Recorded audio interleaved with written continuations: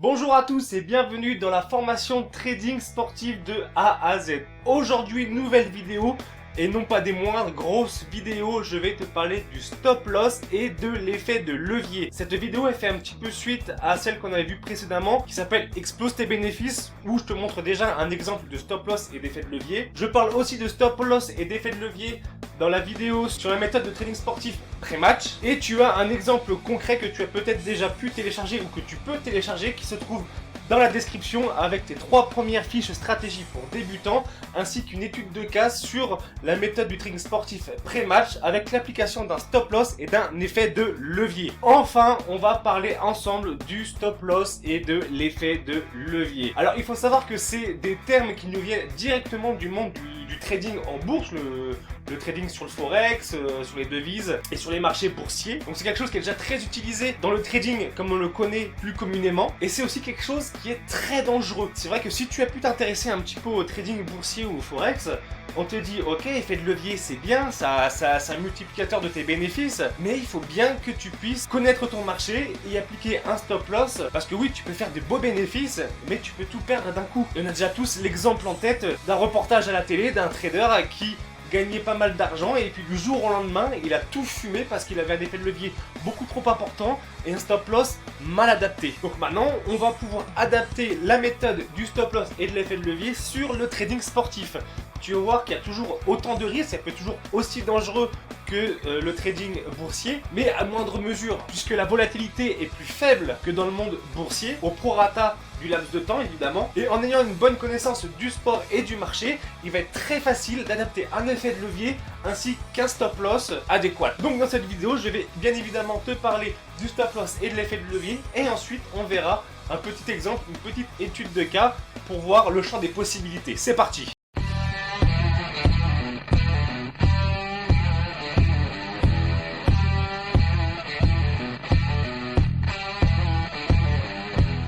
Pour commencer, petite définition du stop loss. Le stop loss est le niveau de prix, et quand je parle de prix, je parle évidemment de cote, auquel le trader préférera solder sa position s'il atteint son seuil de perte maximum, alors il prendra le point de sortie de son trade. Autour de l'effet de levier permet d'augmenter ta mise initiale sans jamais dépasser la liability prédéfinie grâce au stop loss. Les deux sont complémentaires et l'un ne va pas sans l'autre. Alors en résumé, l'effet de levier, ça va te permettre d'augmenter ta mise initiale. Donc si par exemple tu trades avec 1% de ta bankroll, là tu peux te permettre de mettre 5% de ta bankroll, mais pour ne pas risquer plus de 1% de ta bankroll, tu devras positionner un stop loss pour limiter ta perte à 1% en cas de perte.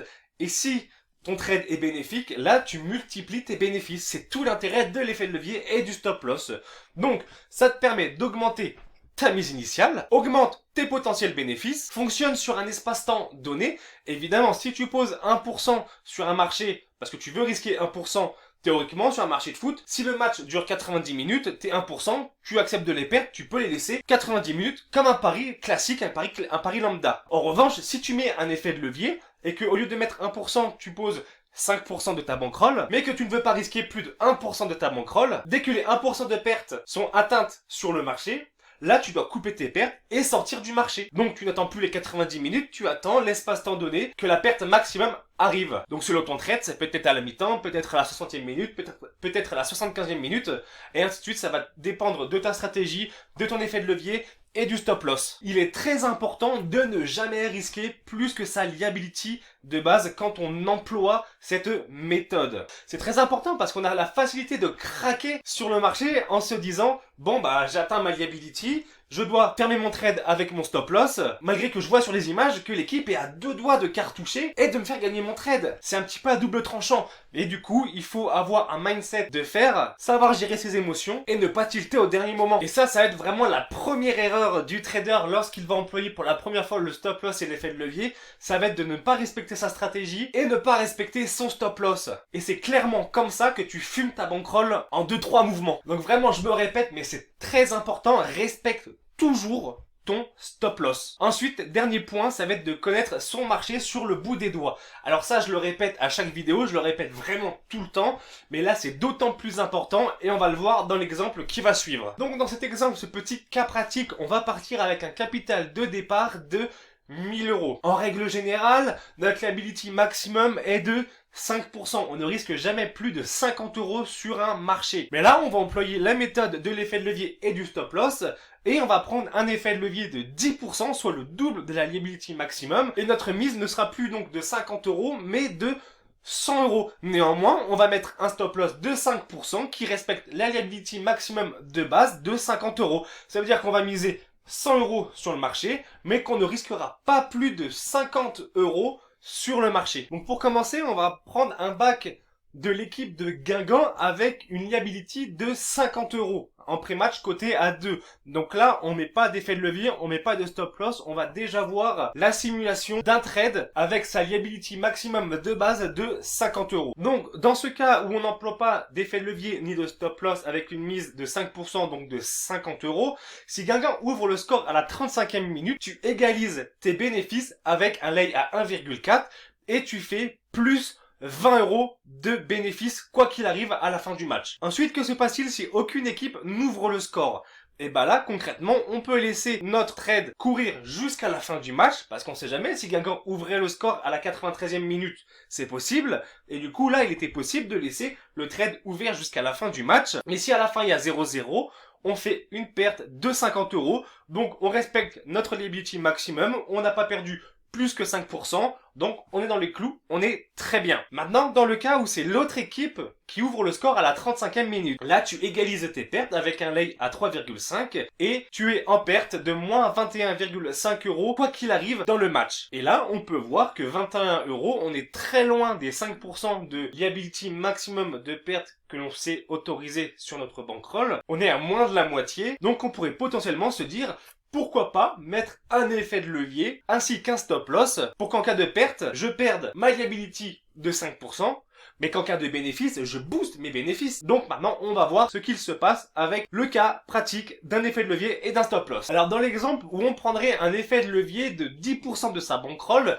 donc de 100 euros, avec un stop loss de 5%, notre liability maximum de perte acceptée sur le marché, donc de 50 euros. Si Guingamp ouvre le score à la 35e minute, tu égalises tes bénéfices avec un lay à 1,4 et tu es à plus 40 euros. Donc là, tu doubles tes potentiels bénéfices que si tu n'avais pas pris d'effet de levier. Ensuite, aucune équipe n'ouvre le score. À la 75e minute, le stop loss est atteint avec un lay à 4 et là, tu perds 50 euros. Donc, dans cet exemple, l'effet de levier et le stop loss t'offrent un espace-temps donné de 75 minutes et tu perds donc 15 minutes sur les marchés. Les 15 dernières minutes, tu ne les as plus. Donc là, ça peut être frustrant parce que si, par exemple, Guingamp ouvrait le score à la 80e minute, à la 85e minute, eh ben, tu aurais pu faire un bénéfice, mais quand tu as fermé ton trade à la 75e minute, tu es en perte de 50 euros. Et c'est là où je te disais que le mental est très important et qu'il ne faut pas tilter. Si à la 75e minute,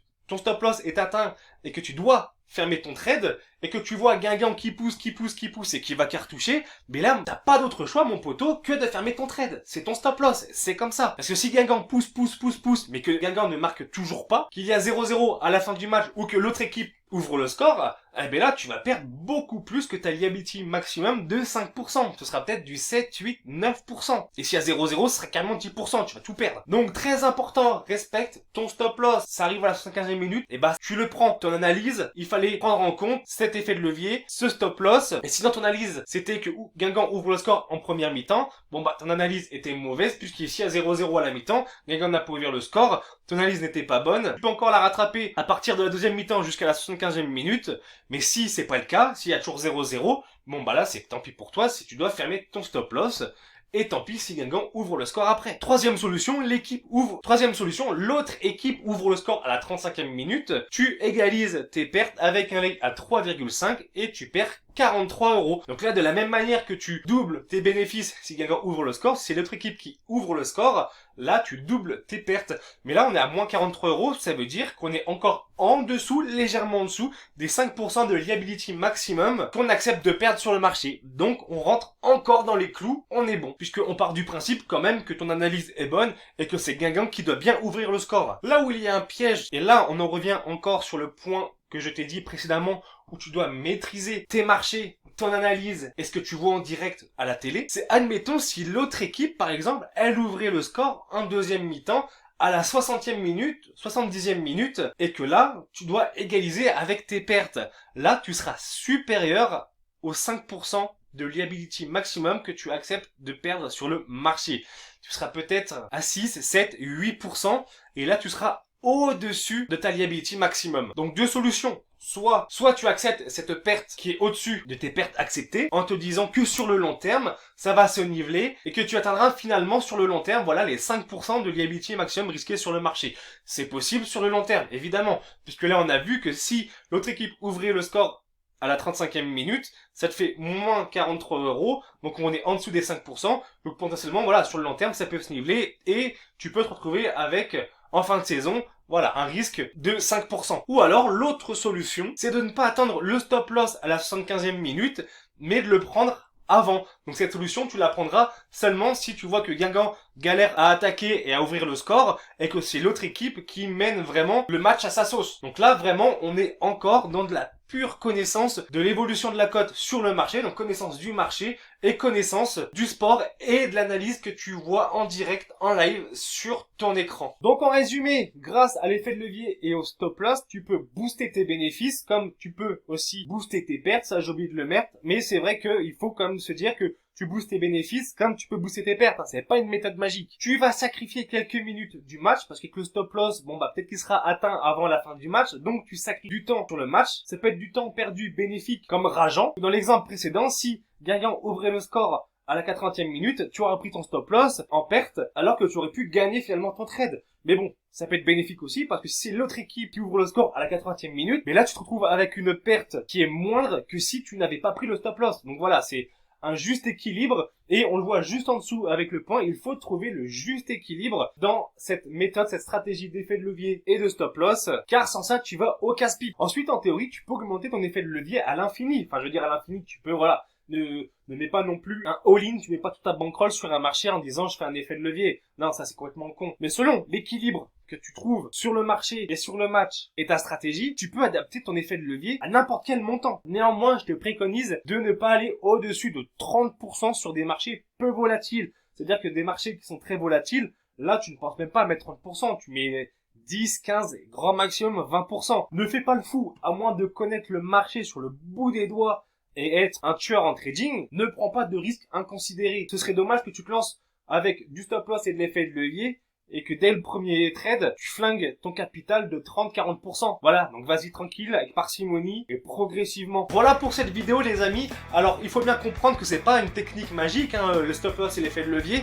C'est une méthode un peu plus avancée. Si tu es trader débutant, vraiment déjà concentre-toi sur les marchés, à les appréhender, à prendre de l'expérience de terrain. Et quand tu seras un peu plus avancé, tu auras un peu plus de connaissances et de maîtrise, là aventure-toi avec l'effet de levier et le stop loss. Mais ne le fais pas quand tu es total débutant, vraiment je te le déconseille. Moi personnellement, je n'utilise que très peu en live, et quand je l'utilise, c'est vraiment des effets de levier mais tout léger. Je prends pas de gros risques, parce qu'en fait moi l'effet de levier et le stop loss, je vais surtout l'utiliser sur la méthode du trading sportif pré-match. Pourquoi? Parce que les marchés sont très peu volatiles, donc je peux plus facilement maîtriser mon investissement et mon stop loss, et ainsi me permettre aussi un effet de levier beaucoup plus important, parce qu'en pré-match, vu que les différences de cote, l'évolution de la cote n'est pas énorme, tu fais souvent des tout petits bénéfices, c'est un peu frustrant. Alors là tu peux du coup adapter un effet de levier ainsi qu'un stop loss.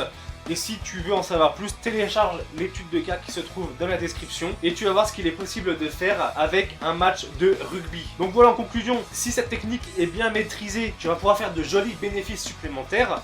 En revanche, en tant que débutant, abstiens-toi au début d'utiliser cette méthode. À présent, c'est terminé pour aujourd'hui. Je te souhaite une belle journée et je te dis à demain pour une nouvelle vidéo. Ciao!